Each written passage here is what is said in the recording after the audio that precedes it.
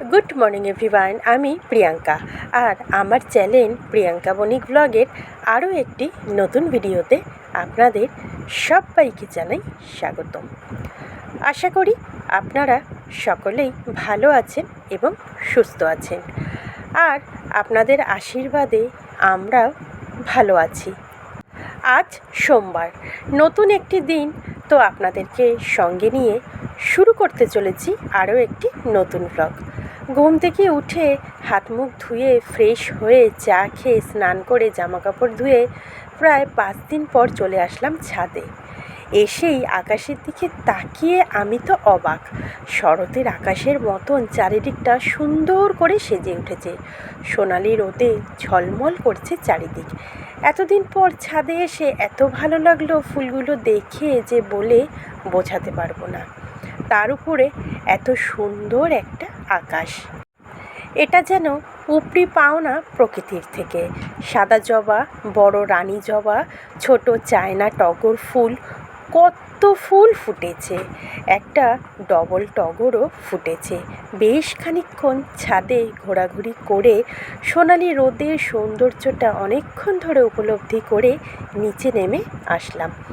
সবুজ দেখতে বেশ ভালোই লাগে, এতে চোখের কিন্তু ভালো হয়, দৃষ্টিশক্তি প্রখর হয়।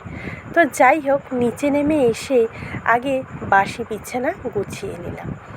যা অবস্থা হয়েছিল আমার বিছানাটার, এখন সুন্দর করে গুছিয়ে ফেলেছি। কালকের বৃষ্টিতে জানলায় দড়িটা নিয়ে মেয়ের জামাগুলি মেলে রেখেছিলাম, ওগুলো গুছিয়ে নিলাম। এবার যাব রান্নাঘরে। খুব জোরে খিদে পেয়ে গেছে, কালকে রাত্রে কিচ্ছু খাইনি। এটা মাঝে মধ্যেই হয়, ভালো লাগে না দেখে না খেয়ে শুয়ে পড়ি। তো আপনাদের দাদাভাই পাউরুটি এনেছিল, ডিম টোস্ট করলাম। আগে টিফিন খেয়ে তারপর দুপুরের খাবার বানাবো। তবে আপনাদের দাদাভাই ভাত আমড়া দিয়ে মুসুর ডাল আর কলমি শাক ভাজা করে রেখে অফিস গেছে, আর খাবার নিয়েও গেছে। বলে গেছে তুমি পরে বাকি রান্না করে নিও। টিফিন খেয়ে ফ্রিজে দেখলাম মাছ তো আছেই, আর ঝিঙে আছে। এদিকে ডিম টোস্ট হয়ে গেল। আমি উপরে একটু গোলমরিচগুলো ছড়িয়ে দিলাম, দারুণ লাগে কিন্তু খেতে।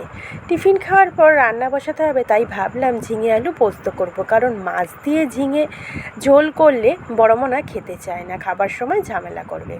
পোস্ত করার জন্য আমি এখানে মিক্সির বাটিতে পোস্ত আর সাদা তিল নিয়েছি, যেই সাদা তিলের নাড়ু খাই আমরা। এই সাদা তিল নিয়ে একটা কথা বলি, এই সাদা তিলে প্রচুর পরিমাণ ক্যালসিয়াম থাকে, যা আমাদের শরীরে হাড়ের শক্তি বৃদ্ধি করে এবং ক্ষয় রোধে সাহায্য করে। তাছাড়াও ব্যথা বেদনা কমাতে সাহায্য করে। প্রথমে শুকনো বাটলাম, তারপর স্বাদ মতন কাঁচা লঙ্কা ও একটু জল দিয়ে একদম মিহি পেস্ট করলাম। জানেন তো, মশলা যত মিহি পেস্ট হবে রান্নাও তত টেস্টি হবে। দেখুন একবার কতটা সুন্দর পেস্ট হয়েছে, তাই আপনাদের কাছের থেকে দেখালাম। এবার কড়াইতে তেল গরম করতে দিলাম। এই কড়াইটা না গ্যাস ওভেন আর ইন্ডাকশান দুটোতে রান্না করা যাবে। কড়াইয়ের নিচেটা ইন্ডাকশান বেস আর বডিটা পুরো অ্যালুমিনিয়ামের। তেল গরম করে কালো জিরা ফোড়ন দিয়ে ঝিঙে আলু একসাথে দিয়ে ভাজা বসালাম।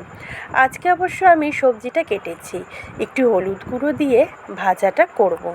তো কালকের ব্লগে অনেক কমেন্ট জানিয়েছেন খুব সুন্দর রান্না, আমাকে মিস করছে, ভিডিওটি দারুণ হয়েছে।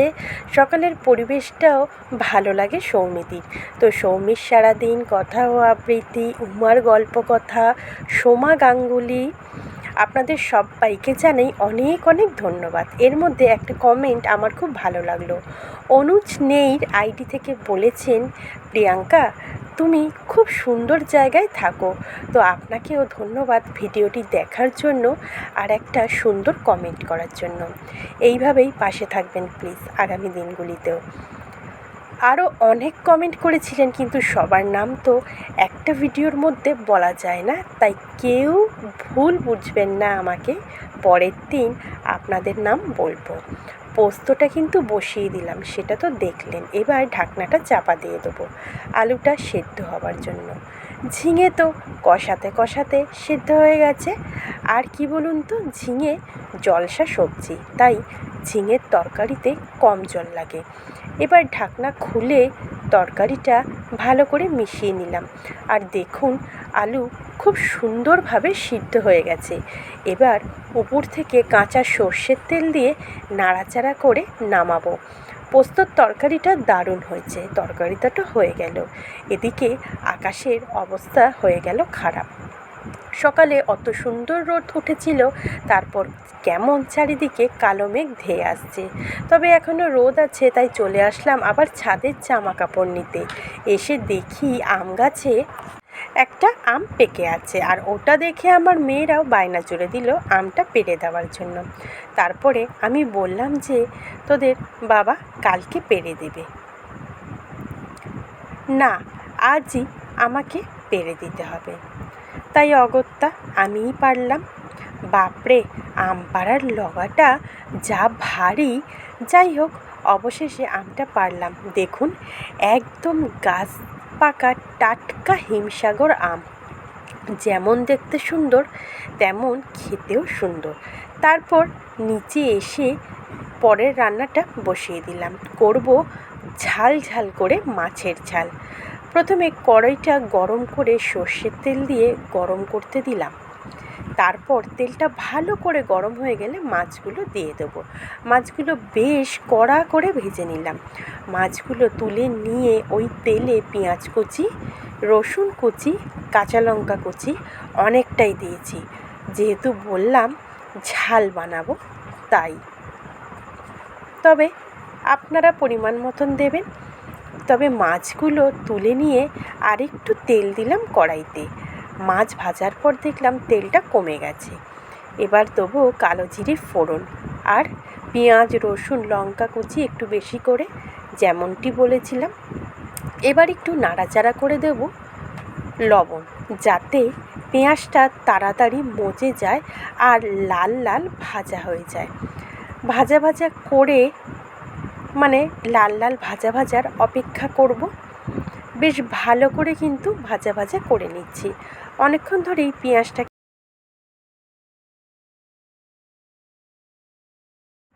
বেশ লাল লাল ভাজা হয়েছে। এবার এর মধ্যে টমেটো কুচি দিয়ে দেবো। দিয়ে ভালো করে মিশাতে থাকবো। টমেটো একটু গলা পর্যন্ত অপেক্ষা করব। আসলে পেঁয়াজ, টমেটো দিয়ে মাছের ঝাল রান্না করলে পেঁয়াজটা খুব ভালো করে ভাজা করে নিতে হয়, আর টমেটোটাও খুব ভালো করে মিশাতে হয়, না হলে কেমন যেন চেয়ে চেয়ে থাকে পেঁয়াজ টমেটো বা বাকি মশলাগুলিও। টমেটো বেশ ভালো করে মজে গেলে একে একে গুঁড়ো মশলা অ্যাড করব। দিয়ে দেবো হলুদ গুঁড়ো, লঙ্কার গুঁড়ো আর সামান্য জল দিয়ে খুব ভালো করে কষিয়ে নেব, যতক্ষণ পর্যন্ত না তেল ছেড়ে আসে মশলা থেকে।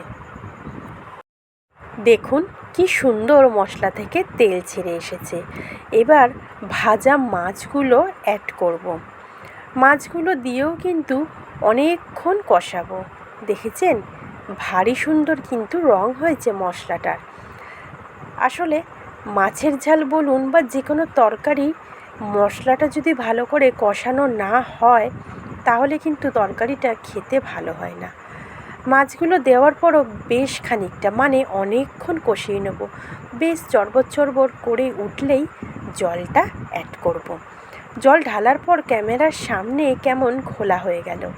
যেহেতু ঝাল করব তাই বেশি জল কিন্তু দেবো না। জলটা ঢেলে মাছগুলো সব মিশিয়ে দিলাম। এবার ফুটে ঝোলটা শুকানোর অপেক্ষা। ধনেপাতা কুচি দিলে ভালোই হতো, কিন্তু ঘরে তো এখন ধনেপাতা নেই, কী আর করা যাবে। ঢাকনাটা চাপা দিয়ে দিলাম। মিনিট 5 পর ঢাকনা খুলে ফেললাম, আর দেখুন জলটা সুন্দর করে কিন্তু শুকিয়ে গেছে। ধনেপাতা তো নেই, তাই একটু সানরাইজের শাহি গরম মশলাই দিয়ে দিলাম। এই গরম মশলাটা কিন্তু সত্যিই রান্নায় আলাদা স্বাদ এনে দেয়। আমি তো এই গরম মশলাটা ছাড়া অন্য কিছু ব্যবহার করি না, ভালো লাগে না, এর মতন টেস্ট পাই না, তাই।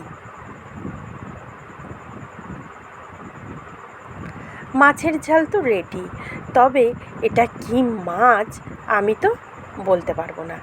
আমি তো অর্ধেক মাছ চিনিই না, খাবার দরকার তাই খাই, আর যদি দরকার না হতো তাহলে আর খেতাম না। রান্নাঘরে উঠে দেখি বাইরের অবস্থা একেবারে খারাপ।